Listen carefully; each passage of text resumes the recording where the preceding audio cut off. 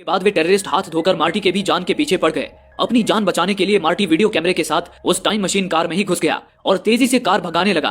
ये देख एक टेररिस्ट ने मार्टी को उड़ाने के लिए रॉकेट लॉन्चर निकाल लिया, लेकिन उसी पल वो टाइम मशीन कार 88 की स्पीड पर पहुंच गई और अचानक शहर से गायब होकर एक खेत में प्रकट हो गई, जिससे मार्टी कार को संभाल नहीं पाया और सीधा खेत में मौजूद एक शेड में जा घुसा। ये सब इतना जल्दी हुआ कि मार्टी को रेडिएशन सूट उतारने का मौका ही नहीं मिला। मार्टी कार से उतरकर लड़खड़ाता हुआ शेड से बाहर निकलने लगा। तभी उस खेत का मालिक अपने परिवार के साथ वहां आया। उसने जब रेडिएशन सूट पहने मार्टी को देखा तो वो उसे एलियन समझ बैठा और उस पर बेतहाशा गोलियां बरसाने लगा। ये देख मार्टी वापस अपनी कार में जा घुसा और पूरी रफ्तार में वहां से भाग निकला और अपने घर की तरफ जाने लगा। मार्टी खुद को ये समझाने की कोशिश कर रहा था कि ये सब सच नहीं है, बल्कि ये एक सपना है। पर तभी उसने कुछ ऐसा देखा जिसने उसके होश उड़ा दिए। मार्टी ने देखा कि जिस जमीन पर उसका घर हुआ करता था वहां दूर दूर तक बस खेत खलियान ही नजर आ रहे थे और लियोन एस्टेट नामक कंपनी द्वारा उस जगह पर हाउसिंग कॉलोनीज बनाने का काम चल रहा था। मतलब साफ था, मार्टी टाइम मशीन से समय में पीछे आ गया था। और क्योंकि डॉक्टर ने डेमोन्स्ट्रेशन के लिए कार में 30 साल पीछे का यानी कि 5 नवंबर 1955 का दिन सेट किया था, इसलिए अब मार्टी समय में 30 साल पीछे 5 नवंबर 1955 के वक्त में था। मार्टी ने फौरन अपने समय में वापस लौटने के लिए टाइम मशीन कार को स्टार्ट किया, लेकिन बदकिस्मती से उसकी कार के स्टार्टर में कुछ गड़बड़ी आ जाने से कार स्टार्ट ही नहीं हुई।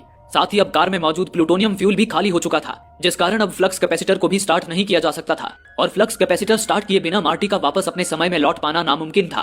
और तो और प्रेजेंट टाइम में डॉक्टर भी मर चुके थे, इसलिए मार्टी डॉक्टर से भी मदद की उम्मीद नहीं कर सकता था। लेकिन तभी मार्टी के दिमाग में ये बात आई कि डॉक्टर की उसके समय में मौत हुई है, लेकिन इस समय में तो वो जिंदा होंगे। मार्टी ने उस कार को वहीं एक बोर्ड के पीछे झाड़ियों में छुपा दिया और डॉक्टर को ढूंढने पैदल ही शहर की ओर निकल पड़ा। पुराने वक्त के शहर और लोगों के रहन सहन को देख मार्टी के होश उड़े हुए थे। वहीं उस वक्त शहर का वो क्लॉक टावर उस वक्त काम कर रहा था। मार्टी उसी वक्त एक कॉफी शॉप के फोन बूथ पर गया और टेलीफोन डायरेक्टरी से डॉक्टर का नंबर निकालकर डायल करने लगा।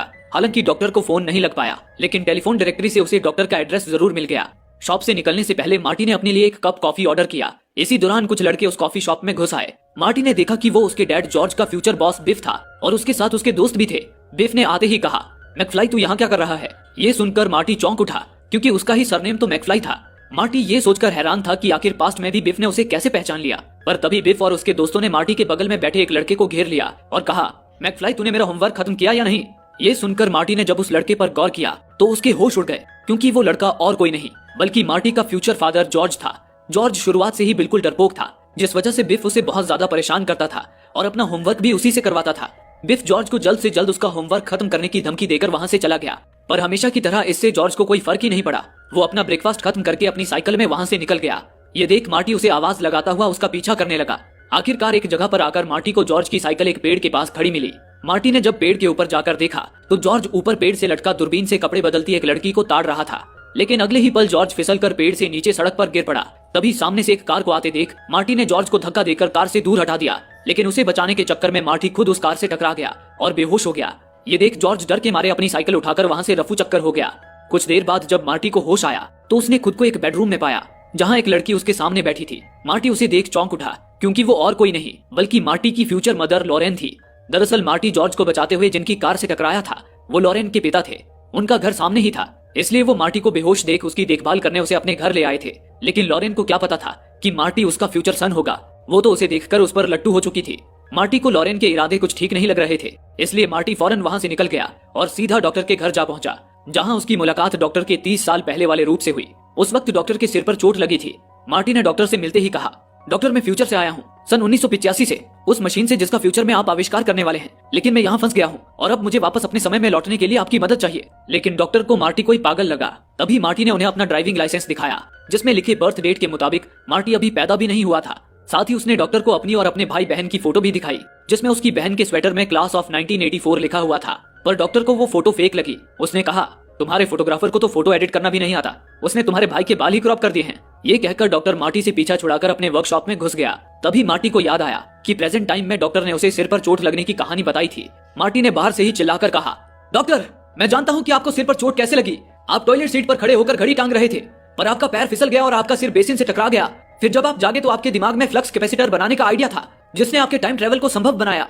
ये सुन डॉक्टर हैरान होकर बाहर निकला और मार्टी के साथ फौरन उस जगह पर जा पहुंचा जहां मार्टी ने वो टाइम मशीन कार छुपाई थी। उस कार और उसमें लगे फ्लक्स कैपेसिटर को देख डॉक्टर के होश उड़ गए, क्योंकि उन्होंने भी ठीक वैसे ही फ्लक्स कैपेसिटर का ड्राइंग बना रखा था।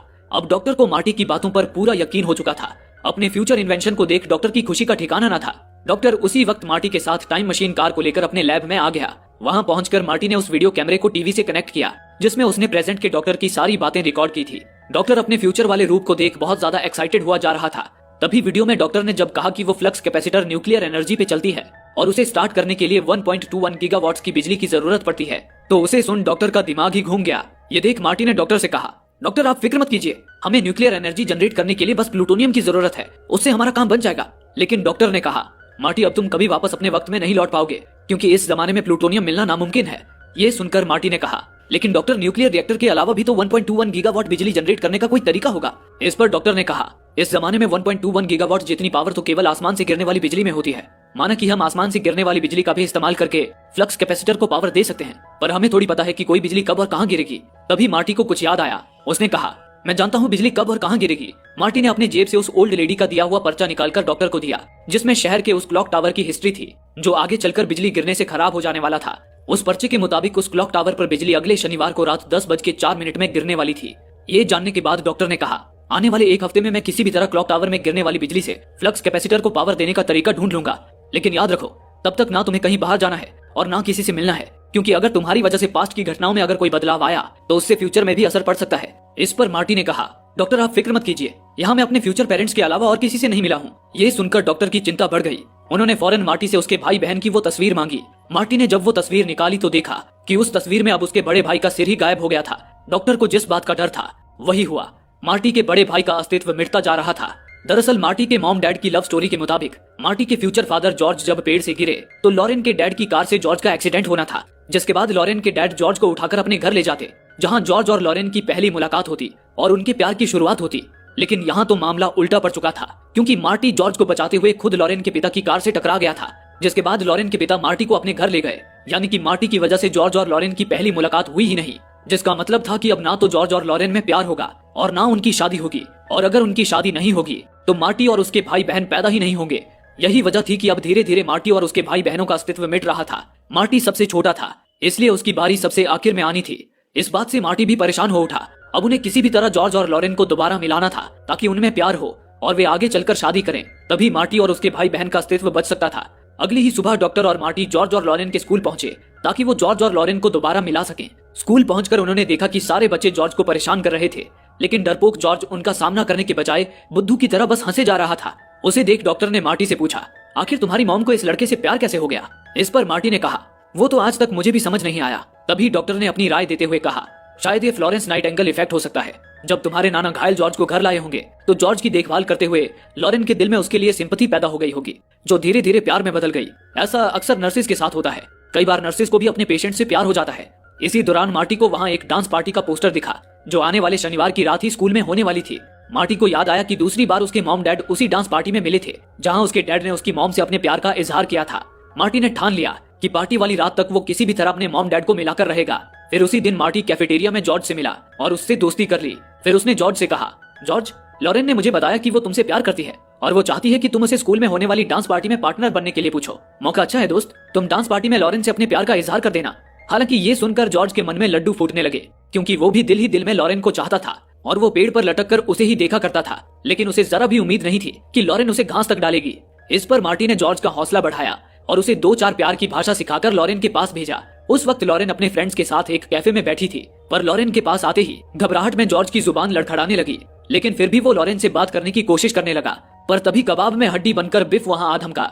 बिफ जॉर्ज को लॉरेन के पास देख बहुत ज्यादा भड़का हुआ था, क्योंकि बिफ खुद हमेशा से लॉरेन का फायदा उठाना चाहता था। वो उसके आसपास किसी भी लड़के को भटकने नहीं देता था। बिफ गुस्से में जॉर्ज को पीटने उसके पास आने लगा, पर उसी वक्त मार्टी ने टांग अड़ाकर बिफ को गिरा दिया। इससे बिफ गुस्से में मार्टी को मारने के लिए उठा, पर मार्टी ने ही बिफ को एक घूंसा जड़ दिया और एक बच्चे की स्केटबोर्ड लेकर वहां से भागने लगा। ये देख बिफ और उसकी पलटन अपनी कार में मार्टी का पीछा करने लगे, पर मार्टी ने उन्हें चकमा देकर उनकी कार को एक कचरे वाली ट्रक से भिड़ा दिया, जिससे उस ट्रक का सारा कचरा बिफ की कार में भर गया। ये देखकर तो लॉरेन मार्टी से और ज्यादा इंप्रेस हो गई। इसके बाद मार्टी डॉक्टर के घर आ गया। डॉक्टर ने मार्टी से पूछा कि उसने अभी तक अपने मॉम डैड को मिलाया या नहीं। इस पर मार्टी ने कहा, मैंने मॉम डैड को मिला दिया है, शायद अब काम बन जाएगा। पर उसी वक्त डॉक्टर के घर की डोर बेल बजी। डॉक्टर ने जब दरवाजा खोला तो बाहर लॉरेन थी, जो मार्टी का पीछा करती हुई वहां तक पहुंच गई थी। लॉरेन जॉर्ज की जगह उल्टा मार्टी को ही डांस पार्टी पर चलने के लिए पूछने लगी। इस पर मार्टी ने लॉरेन को सलाह दिया कि उसे जॉर्ज के साथ पार्टी में जाना चाहिए, लेकिन लॉरेन ने कहा कि उसे मार्टी जैसा स्ट्रॉन्ग लड़का पसंद है जो उसकी सुरक्षा कर सके, ना कि जॉर्ज जैसा लल्लू। अब तो मार्टी के लिए अपना अस्तित्व बचा पाना काफी मुश्किल हो चुका था। मार्टी अगली ही सुबह फिर जॉर्ज से मिला। इस बार मार्टी ने जॉर्ज को लॉरेन के आगे स्ट्रॉन्ग दिखाने का सारा प्लान सोच रखा था। उसका प्लान कुछ यूं था कि मार्टी डांस पार्टी की रात लॉरेन के साथ तो जाएगा, पर वो एक तय समय देखकर कार में ही लॉरेन से जबरदस्ती करने का नाटक करेगा। उसी समय जॉर्ज वहां आ जाएगा और एक हीरो की तरह मार्टी की पिटाई करके लॉरेन का दिल जीत लेगा। मार्टी के पास अपने मॉम डैड को मिलाकर अपना अस्तित्व बचाने का बस यही एक रास्ता बचा था। उसने जॉर्ज को अच्छे से सारा प्लान समझा दिया। इसी के साथ पार्टी की रात आ गई और आज ही वो दिन भी था जब क्लॉक टावर पर बिजली गिरने वाली थी। एक और डॉक्टर बिजली की पावर को फ्लक्स कैपेसिटर तक पहुंचाने की तैयारी में लगा था, तो दूसरी ओर मार्टी डॉक्टर की कार लेकर लॉरेन के साथ स्कूल आ पहुंचा था। वहीं जॉर्ज भी सही समय में हीरो वाली एंट्री लेने का इंतजार कर रहा था। लेकिन तभी उधर मार्टी के कुछ करने से पहले ही बिफ अपने दोस्तों के साथ वहां आ धमका। बिफ ने मार्टी को कार से बाहर निकालकर अपने दोस्तों से उसे सबक सिखाने को कहा और वो खुद लॉरेन से जबरदस्ती करने लगा। ये देख मार्टी ने लॉरेन को बचाने की कोशिश की, पर बिफ के दोस्त मार्टी को उठा ले गए और उसे एक कार की डिक्की में बंद कर दिया। वो कार पार्टी में म्यूजिक बजाने आए ऑर्केस्ट्रा वालों की थी। उन्हें देख बिफ के दोस्त वहां से भाग खड़े हुए। फिर ऑर्केस्ट्रा वालों ने मार्टी को डिक्की से बाहर निकालने की कोशिश की, लेकिन बदकिस्मती से उनकी डिक्की की चाबी डिक्की के अंदर ही रह गई थी। उधर बिफ लॉरेन से जबरदस्ती कर रहा था। इतने में ही जॉर्ज वहां पहुंच गया। उसने बिफ को मार्टी समझकर हीरो की तरह कहा, लड़की को छोड़ दे वरना मैं तेरा बुरा हाल कर दूंगा। तभी बिफ जॉर्ज की ओर मुड़ा। बिफ को देख जॉर्ज की सारी सिट्टी पिट्टी गुल हो गई। बिफ गुस्से में बाहर आया और जॉर्ज का हाथ पकड़कर मरोड़ने लगा। ये देख लॉरेन जॉर्ज को बचाने आई, पर बिफ ने लॉरेन को भी धक्का देकर गिरा दिया। बिफ की इस हरकत पर जॉर्ज का खून खौल उठा। उसने गुस्से में बिफ को एक जोर का मुक्का मारा, जिससे बिफ के चारों खाने चित हो गए। जॉर्ज की बहादुरी देख लॉरेन उस पर फिदा हो गई। इतने में ही मार्टी भी वहां पहुंच गया और अपने मॉम डैड को साथ देख खुश हो गया। अब उसे पूरा यकीन था कि उसका अस्तित्व बच जाएगा, लेकिन जब उसने फोटो निकालकर देखा तो उस फोटो में उसके भाई और बहन का अस्तित्व पूरी तरह से मिट चुका था और अब मार्टी का अस्तित्व भी मिटने वाला था। तभी मार्टी को समझ आया कि जब तक उसके डैड उसकी मॉम से अपने प्यार का इजहार नहीं करते, तब तक उसका और उसके भाई बहनों का अस्तित्व वापस नहीं लौटेगा। लेकिन वे लोग एक दूसरे को डांस पार्टी में प्रपोज करने वाले थे, पर ऑर्केस्ट्रा वाले तो वापस जाने लगे थे। ये देख मार्टी फौरन ऑर्केस्ट्रा वालों के पास गया और उन्हें दोबारा शो स्टार्ट करने के लिए रिक्वेस्ट करने लगा, पर ऑर्केस्ट्रा वालों ने कहा कि उनके गिटारिस्ट के हाथ में चोट लग गई है और वो गिटारिस्ट के बिना शो शुरू नहीं कर सकते, पर अगर उन्हें कोई दूसरा गिटारिस्ट मिल जाए तो काम बन सकता है। इस पर मार्टी ने कहा कि उन्हें गिटारिस्ट मिल जाएगा। फिर मार्टी खुद गिटार लेकर शो के लिए तैयार हो गया। जॉर्ज और लॉरेन के साथ साथ पार्टी में आए सारे कपल्स मार्टी की म्यूजिक पर थिरकने लगे। लेकिन तभी एक और बदमाश लड़के ने लॉरेन को जॉर्ज से दूर कर दिया और उससे बदतमीजी करने लगा। हालांकि जॉर्ज का डर अब भी दूर नहीं हुआ था। वो लॉरेन को बचाने की हिम्मत नहीं कर पा रहा था। इस वजह से मार्टी का अस्तित्व खत्म होता जा रहा था और अब उसकी उंगलियां गायब होने लगी थी। पर तभी जॉर्ज ने बहादुरी दिखाते हुए उस लड़के को धक्का देकर दूर गिरा दिया और लॉरेन का हाथ थामकर उससे अपने प्यार का इजहार कर दिया, जिससे मार्टी और उसके भाई बहनों का अस्तित्व वापस लौट आया। इस तरह मार्टी अपना काम पूरा करके डॉक्टर के पास जा पहुंचा, जहां डॉक्टर ने मार्टी को वापस उसके समय में भेजने की सारी तैयारी कर रखी थी। असल में डॉक्टर ने क्लॉक टावर के ऊपर मौजूद पोल से होते हुए एक तार सड़क के किनारे मौजूद 2 पोल से बांध दिया था। वो तार सड़क के ऊपर लटक रही थी। इसके साथ ही उसने मार्टी की टाइम मशीन कार में भी एक कॉपर का पोल बांध दिया था, जो फ्लक्स कैपेसिटर से जुड़ा था। डॉक्टर का प्लान ये था कि मार्टी बिजली गिरने से कुछ मिनट पहले एक फिक्स दूरी से कार भगाना स्टार्ट करेगा, तब सड़क के ऊपर लटके तार तक पहुंचते ही उसकी कार 88 किलोमीटर प्रति घंटे की रफ्तार पकड़ लेगी। डॉक्टर के कैलकुलेशन के मुताबिक उसी पल क्लॉक टावर पर बिजली गिरेगी, जिसका हाई वोल्टेज करंट सड़क के ऊपर लटके तार में आ जाएगा और मार्टी की कार पे लगा पोल जब उस तार से टकराएगा तो फ्लक्स कैपेसिटर को 1.21 गीगावाट की पावर मिल जाएगी और मार्टी एक झटके में इस समय से गायब होकर वापस अपने समय में पहुंच जाएगा। लेकिन डॉक्टर से विदा लेते हुए मार्टी काफी मायूस हो गया, क्योंकि उसे पता था कि उसके समय में डॉक्टर आतंकवादियों के हाथों मरने वाले हैं। इसलिए मार्टी डॉक्टर को फ्यूचर में हुई वो घटना बताना चाहता था, ताकि डॉक्टर किसी तरह फ्यूचर में होने वाली अपनी मौत को टाल सके। लेकिन डॉक्टर ने अपना फ्यूचर सुनने से मना कर दिया, क्योंकि उन्हें डर था कि फ्यूचर की बातें जान लेने से उनका फ्यूचर बदल सकता था। लेकिन फिर भी मार्टी ने एक लेटर में डॉक्टर की मौत के बारे में लिखकर उन्हें देने की सोची, लेकिन डॉक्टर ने उस लेटर को भी फाड़ दिया। अब क्लॉक टावर पे बिजली गिरने में केवल 7 मिनट बचे थे, इसलिए टाइम वेस्ट ना करके डॉक्टर ने फौरन मार्टी को कार लेकर स्टार्ट लाइन पर जाने को कहा, जहां से उसे कार भगानी शुरू करनी थी। पर तभी बदकिस्मती से तेज हवाओं के कारण एक पेड़ की डाल टूटकर डॉक्टर द्वारा सड़क के ऊपर लगाए तार पर गिर गई, जिससे तार खिंच गई और उस तार का प्लग क्लॉक टावर के पोल से निकल गया। अब बिजली गिरने में ज्यादा समय नहीं बचा था, इसलिए डॉक्टर ने मार्टी को कार लेकर स्टार्टिंग लाइन पर जाने को कहा और खुद क्लॉक टावर पर जाकर तार को दोबारा प्लग इन करने लगे। लेकिन उधर मार्टी ने भी ठान लिया था कि वो अपने समय में किसी भी तरह डॉक्टर को बचाकर ही रहेगा, इसलिए उसने अपने समय में 15 मिनट पीछे जाने का सोचा। उसे अंदाजा था कि उस वक्त तक आतंकवादियों ने डॉक्टर को गोली नहीं मारी होगी, इसलिए वो डॉक्टर को बचा लेगा। ये सोचकर मार्टी ने डेस्टिनेशन टाइम को अपने प्रेजेंट टाइम से 15 मिनट पीछे कर दिया और कार स्टार्ट करके आगे बढ़ गया। इसी दौरान दूसरी ओर डॉक्टर प्लग से निकले तार को वापस क्लॉक टावर के ऊपर ले आए थे, लेकिन उस टूटी डाल के कारण तार नीचे खिंच गई थी और प्लग तक पहुंच नहीं पा रही थी। ये देख डॉक्टर ने जब तार को जोर से खींचा तो वो तार दूसरी तरफ के प्लग से अलग हो गई। इससे डॉक्टर की मुसीबत और बढ़ गई। उधर मार्टी तार तक बस पहुंचने ही वाला था, तभी डॉक्टर तार के उस साइड को प्लग इन करके उसी तार पर झूलता हुआ दूसरी तरफ पहुंचा और बिजली गिरने से चंद सेकंड पहले तार को प्लग इन कर दिया। इतने में ही मार्टी की कार में लगा पोल भी बिजली के तार से टकराया और फ्लक्स कैपेसिटर को पावर मिल गया और आखिरकार फ्लक्स कैपेसिटर के स्टार्ट होते ही मार्टी उस समय से गायब होकर अपने समय में पहुंच गया। लेकिन वो क्लॉक टावर के पास ही वापस लौटा था और जिस जगह डॉक्टर टाइम मशीन का एक्सपेरिमेंट कर रहे थे वो जगह वहां से काफी दूर थी। मार्टी जल्द से जल्द वहां पहुंचने के लिए अपनी कार स्टार्ट करने लगा, लेकिन बदकिस्मती से उसकी कार के स्टार्टर में फिर गड़बड़ी आ गई। मार्टी कार वहीं छोड़कर दौड़ता हुआ मॉल की तरफ जाने लगा, लेकिन जब तक वो मॉल में पहुंचा तब तक आतंकवादी डॉक्टर को गोली मार चुके थे। अब क्योंकि मार्टी अपने टाइमलाइन से 15 मिनट पीछे यानी कि दूसरे टाइमलाइन में आ गया था, इसलिए वहां उसका 15 मिनट पहले वाला रूप भी मौजूद था जिसका आतंकवादी पीछा कर रहे थे। पर वो उनसे बचता हुआ पास्ट में 30 साल पीछे चला गया और उसका पीछा करते आतंकवादियों की गाड़ी एक टेलीफोन बूथ पर क्रैश हो गई। फिर मार्टी भागता हुआ डॉक्टर के पास गया और उन्हें मरा हुआ देख रोने लगा, लेकिन तभी डॉक्टर अचानक जाग उठे। आश्चर्य की बात थी कि अब डॉक्टर ने बुलेट प्रूफ जैकेट पहना हुआ था जिस वजह से उनकी जान बच गई थी। ये देख मार्टी को हैरानी हुई क्योंकि पास्ट में तो उसने डॉक्टर को बताया ही नहीं था कि वो कैसे मरने वाले हैं। फिर भला उन्होंने खुद को बचाने के लिए बुलेट प्रूफ जैकेट कैसे पहन रखा था। तभी डॉक्टर ने अपने जेब से वो लेटर निकाला जो पास्ट में मार्टी ने उन्हें दिया था। हालांकि पास्ट में उन्होंने वो लेटर फाड़ दिया था, पर वे उसे पढ़ने से खुद को नहीं रोक पाए थे और उसे जोड़कर पढ़ लिया था, इसलिए उन्हें पता था कि उनकी मौत कैसे होगी और उन्होंने खुद को बचा लिया था। इस बात से मार्टी खुश था। इसके बाद डॉक्टर अपने प्लान के मुताबिक टाइम मशीन से फ्यूचर में चले गए और मार्टी